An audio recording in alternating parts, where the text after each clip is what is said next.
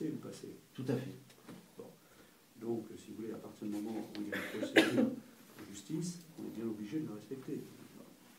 Vous comme moi. Donc, si vous ne faites pas appel, nous on ne fera pas appel. Pour autant, je comprends qu'il y ait encore une insatisfaction. Donc, dans ces conditions, moi, ce que je peux faire, je ne peux pas faire plus, c'est que la dette que vous avez à notre égard de 35 000 €. Elle est dans le redressement, monsieur. On ne peut pas en parler. Juridiquement, elle est dans. C'est un tort de retard. Je vous laisse parler. Apparemment, je crois que c'est pas la peine. Monsieur, on va écouter la conversation parce que je pense que vous nous prenez pour ce qu'on n'est pas. Vous allez dire à Christian Estrosi qu'il aille apprendre ceci. Ensuite, monsieur, qui va apprendre. Alors terminez, monsieur. Terminez, parlez-moi du concret, s'il vous plaît, monsieur. Je suis dans une situation extrêmement. Non, mais je crois que on était déjà venu là il n'y a pas longtemps. J'ai besoin de soins. Alors on arrête. Alors attends. Non, j'y ai pas de s'il vous plaît. Il y en a marre là. S'il te plaît. Non, c'est mon associé. Il est reconnu sur les papiers de la société GMC. S'il te plaît.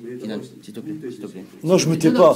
Si j'ai pas envie de me taire. S'il te plaît. S'il te plaît. Juste une minute. Monsieur va me dire. Non, je me tais pas. Si j'ai pas envie de me taire, je me tais pas, monsieur. D'accord? Laisse-le finir, monsieur, s'il te plaît. Laisse finir, monsieur. Sur ces 35 388 €, il se trouve que dans les écritures, elles y sont. Oui. Et que c'est une somme que le comptable doit vous recouvrer. Oui. Recouvrer au crédit. Dans ces conditions, moi, je suis prêt à ce que cette somme soit mise en valeur, c'est-à-dire que cette somme ne soit pas payée. Donc ce n'est pas rien. Non. Ce n'est pas rien. Je refuse. Très bien. Monsieur, je me lève le matin pour travailler, je vous les dois. Très bien. Bah, écoutez, moi, Je vous avais proposé ça, monsieur, à l'époque, par écrit.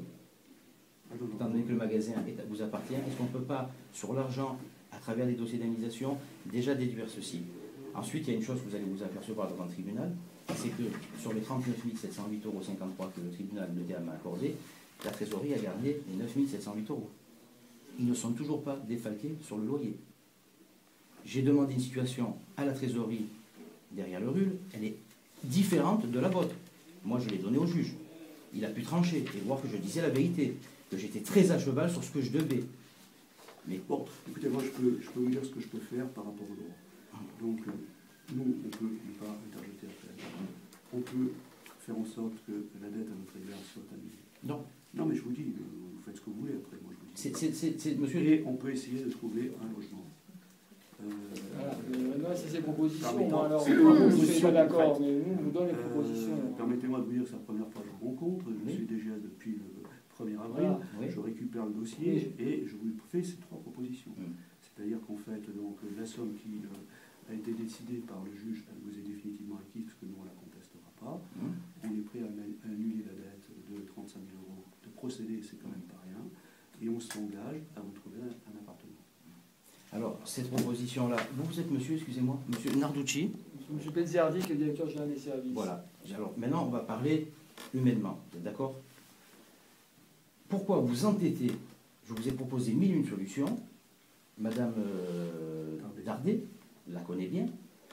Avant que j'ai mon associé ou moi-même ayant le verbe haut, on était stupéfait de voir la bêtise humaine qui se traîne dans cette mairie, avec toutes les solutions que nous avons données, et bien avant de parler de l'argent.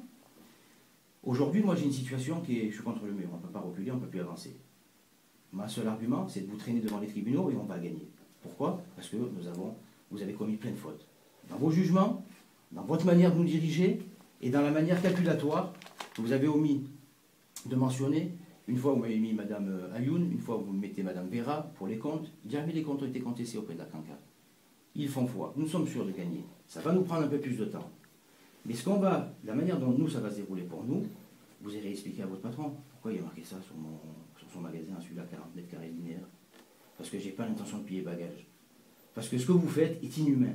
Et vous voulez que la France s'arrange, mais commencez par regarder la situation dans laquelle vous avez plongé volontairement les gens. Vous faites des travaux, vous les ratez. Je ne vous ai pas dit que vous êtes en tort. Venez me rencontrer, on va trouver une solution. On va trouver une solution. Mais jamais personne ne me rencontre. J'ai fait tout le tour de la mairie, d'en haut en bas. Sans que personne me prenne au sérieux. Le dernier en date d'extrêmement comique, moi écollé, c'est M. Marc Benveniste, qui m'a fait croire des choses en présence de mon avocat que nous avons, qu'on va pouvoir démontrer, et ça n'a pas abouti. On continue, parce qu'on vous fait confiance. On nous dit, écoutez, on vient d'être pris, moi je suis nouveau, donc essayez de l'indulgence, d'accord? Qu'est-ce qu'on fait, nous, aujourd'hui? j'ai les dettes qui montent, j'ai un nouveau jugement, tout le monde reconnaît que j'ai raison. Les 50 000, le juge va en répondre. Sur quelle base les 50 000? On l'a fait expertiser déjà son dossier. Nous sommes allés devant une autre cour. On attendait juste vos rendez-vous pour lancer l'affaire. Mais on voit combien ici, vous osez me proposer, après pratiquement 9 ans de galère, ce que j'ai proposé au départ, et de vous les rembourser. J'ai dit, éteignez-moi le loyer, je vous le rembourse. J'étais même prêt à donner des chèques. Il le sait à la canca. J'ai dit comme ça, tac. Vous me proposez un logement? Monsieur, j'ai un travail, vous me l'avez enlevé. Je vais vous foutre un tel bordel dans la ville que je vais gagner. Et je vais avoir un plaisir malin à vous regarder, monsieur, et à vous dire, il fallait écouter monsieur Méloul. Je ne suis pas méchant. Je vous donne des solutions. Je vous ai même proposé de me faire un crédit, de me prendre par la main, de m'amener dans une banque, de prendre les sous que j'ai besoin pour me sortir de là, et je les rembourse. Et je vous montrer que quand on veut, comme disent pour la personne pour qui j'ai voté Nicolas Sarkozy, quand on veut, on peut. Moi j'ai un bon boulot, mais vous me coupez, vous m'empêchez de travailler. À partir d'aujourd'hui, je vous rentre dedans médiatiquement, mais d'une sale idée. Je vais juste vous donner la première phrase qui est remarquée sur le magasin en gros. On va partir d'ici, on va aller chez le publiciste et on va les faire faire. Il y aura marqué Christian Estrosi, si je vous écris en gros, c'est parce que mes 8 courriers, comme ici présents, sont restés sans réponse, de format normal. Vous voyez? Donc, il y aura marqué la phrase, monsieur Estrosi, je vous écris en gros, mes 8 lettres recommandées de format normal sont restées sans réponse. Maintenant, il va regarder en passant. Il y a les élections, il y a tout ça. On va démontrer que vous êtes un UMP qui, pour moi, veut dire un monde pourri. Que vous n'êtes pas à la hauteur de ce que vous représentez. On vous donne des solutions, on est avec vous, et vous nous forcez à être contre vous. Mais nous, on est dans notre coin, on est commerçants. On n'est pas des aventuriers. Ça fait 8 ans et demi que vous me pourrissez ma vie, et vous croyez que je vais écouter vos balivernes, que vous avez une con devant vous, et qui va vous écouter, je te trouve un logement, je t'efface la dette, quand moi, je vous ai proposé ça. Mais vous êtes en France, essayez d'apprendre vos arrière-grands-parents pourquoi ils sont morts pour les déclarations de droits de l'homme. Et ensuite, vous avez, monsieur... Oh ouais, on se casse, parce que franchement, c'est quoi? On se casse. Allez, on se casse. Rappelez-vous de ce rendez-vous. Rappelez-vous de ce rendez-vous. Rappelez-vous de ce rendez-vous. Le mec, il sait tout, plus qu'il y a à dire à ton patron pourquoi tu peux pas pour payer comme ça. Allez, c'était sûr et certain.